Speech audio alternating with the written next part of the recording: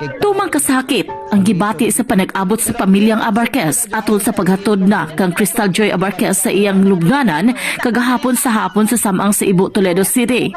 Taliwa sa bagang panon sa mga kabanay ug kahigalaan ni Crystal nga mihatod kaniya sa samang, gibuak ang kahilom sa mga pagpakho ug dangoy-ngoy. Ang amahan ni Crystal nga si Jordan kinsa usa ka person deprived of liberty giubanan kini sa mga sakop sa Bureau of Jail Management and Penology human kini tuguti nga makatambong sa paglubong sa iyang anak. Ako ulo po salamat sa among nagdala na ko tugutan ko na. Tugutan ko lang nga rin ato lubong. Sakit din ako pa mga wala ko anak ko.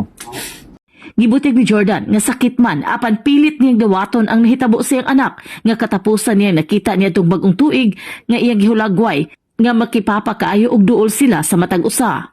Gumikan ni ini gipadayag ni Jordan nga wa siya masayon kung unsay ang mabuhat sa higayon nga makita niya ang tawo nga mihimo nini ngadto sa iyang anak. Kinumduman si Crystal una nang namising ug nakit-an na lang kining patay na. Ug ang gituhang suspitsado sa paghimo nini ngadto kaniya mao usab ang ihang uyuan sa pag-agawan.